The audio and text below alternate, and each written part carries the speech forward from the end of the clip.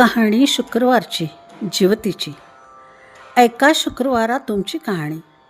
आटपाट नगर होतं. तिथे एक राजा होता. त्या राजाला मुलगा नव्हता. तेव्हा राणीनं काय केलं, एका सुईणीला बोलावून आणलं. अगं अगं सुईणी, मला नाळवारीसुद्धा एक मुलगा गुपचूप आणून दे, मी तुला पुष्कळ द्रव्य देईन. सुईणीनं गोष्ट कबूल केली. ती त्या तपासावर राहिली. गावात एक गरीब ब्राह्मणाची बाई गर्भार राहिली. तेव्हा ती सुईण तिच्या घरी गेली आणि तिला सांगू लागली, बाई बाई, तू गरीब आहेस, तुझं बाळणपणाचं पोट दुखू लागेल तेव्हा मला कळव, मी तुझं बाळणपण फुकट करीन. तिनं होय म्हणून सांगितलं. नंतर ती सुईण राणीकडे आली. बाईसाहेब, आपल्या नगरात अमुक गरीब ब्राह्मणाची बाई गरोदर आहे. तिला नुकताच 2रा महिना लागला आहे. लक्षणं सर्व मुलाचीच दिसत आहेत. तेव्हा आपल्या घरापासून तो तेथपर्यंत काही कळणार नाही असं एक गुप्त भुयार तयार करावं. आपल्याला काही दिवस गेल्याची अफवा उठवावी. मी तुम्हाला नाळवारीसह मुलगा आणून देईल. असं ऐकल्याबरोबर राणीला मोठा आनंद झाला आणि जसे जसे दिवस होत गेले त्याप्रमाणे डोहाळ्याचं उभं केलं. पोट मोठं दिसण्याकरिता त्याच्यावर लुगड्याच्या घड्या बांधल्या. भुयार तयार केलं. 9 मास भरतात बाळणपणाची तयारी केली. इकडे ब्राह्मणीनबाईचं पोट दुखू लागलं. सुईणीला बोलावून आलं. त्याबरोबर तुम्ही पुढं व्हा, मी येते म्हणून सांगितलं. धावत धावत राणीकडे आली. पोट दुखण्याचं सोंग करायला सांगितलं. नंतर ब्राह्मणाच्या घरी आली. बाई, तुझी आहे पहिली खेप. डोळे बांधलेस तर भिणार नाहीस, नाही बांधलेस तर भय वाटेल, असं सांगून तिचे डोळे बांधले. ती बाळंत झाली. मुलगा झाला. सुईणीनं एका दासीकडून भुयाराच्या वाटेनं मुलगा राणीकडे पाठवला व तिनं एक वरवंटा घेऊन त्यास एक कुंचा बांधला आणि तिच्यापुढे ठेवला. मग बाईचे डोळे सोडले. तुला वरवंटाच झालं ग, असं सांगू लागली. तिनं नशिबाला बोट लावलं. मनामध्ये दुःखी झाली. सुईण निघून राजवाड्यात गेली. राणीसाहेब बाळंतीण झाल्याची बातमी पसरली. मुलाचं कोडकौतुक होऊ लागलं. इकडे ब्राह्मणबाईनं नेम धरला. श्रावण मासी दर शुक्रवारी ज्योतीची पूजा करावी आणि नमस्कार करून म्हणावं, जय ज्योती माते, जिथं माझं बाळ असेल तिथं खुशाल असो, असं म्हणून तिनं तांदूळ उडवावे. ते ह्या मुलाच्या डोक्यावर पडावे. हिरवं लुगडं नेसणं, हिरव्या बांगड्या लेणं वर्ज, कारलीच्या मांडवाखालून जाणं वर्ज केलं. तांदूळाचं धुवण ओलांडणं वंदन केलं.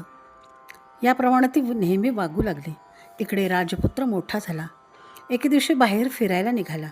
त्या दिवशी ती धावून आपल्या अंगणात राळे राखीत बसली होती. तेव्हा त्याची नजर तिजवर गेली. हा मोहित झाला व रात्री तिची भेट घ्यायची म्हणून निश्चय केला. रात्री तिच्या घरी आला. दारात गाय वासरू बांधली होती. चालता चालता राजाचा पाय वासराच्या शेपटीवर पडला.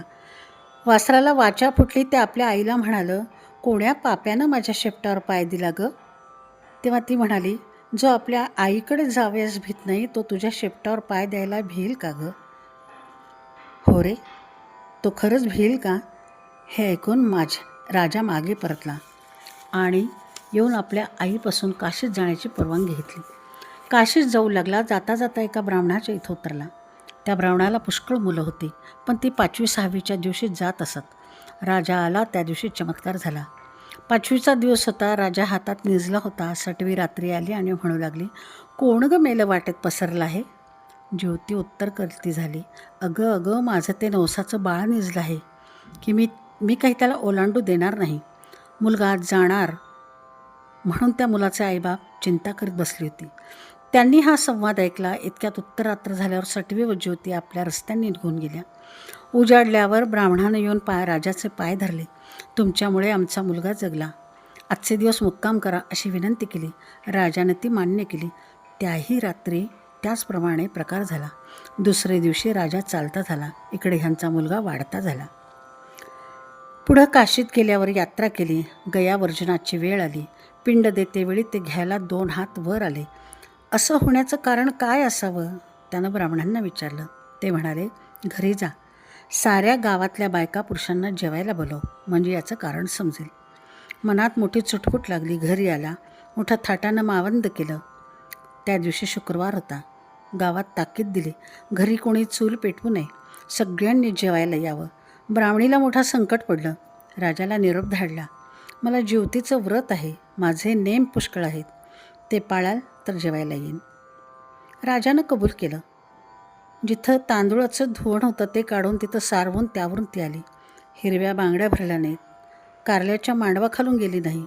दरवेळेस जिथं माझं बाळ असेल तिथं खुशाल असो असे म्हणे. पुढं पानं वाढली, मोठा थाट जमला. राजानं तूप वाढायला घेतलं. वाढता वाढता ही ज्या पंक्तीत बसली होती तिथं आला. तूप वाढू लागला. ईश्वरी चमत्कार झाला. बाईला प्रेम सुटून पान्हा फुटला. तिच्या स्तनातून दुधाच्या धारा फुटल्या. त्या ह्याच्या तोंडात उडाल्या. हातची तपेली ठेवून रुसून निजला. काही केल्या उठेना. तेव्हा आई गेली. त्याची समजूत करू लागली. तो म्हणाला, असं होण्याचं कारण काय आई, सांग ना. तिनं सांगितलं, तीच तुझी खरी आई, मी तुझी मानलेली आई, असं सांगून सर्व हकीकत सांगितली. नंतर भोजनाचा समारंभ घडून आला. पुढं त्यांना आपल्या आईबापास राजवाड्यानजीक मोठा वाडा बांधून देऊन त्यासुद्धा आपण राज्य करू लागला. तर जशी ज्योती प्रसन्न त्याला झाली तशी तुम्हा आम्हा हो, ही 60 उत्तराची कहाणी 5 उत्तरी सुफळ संपूर्ण.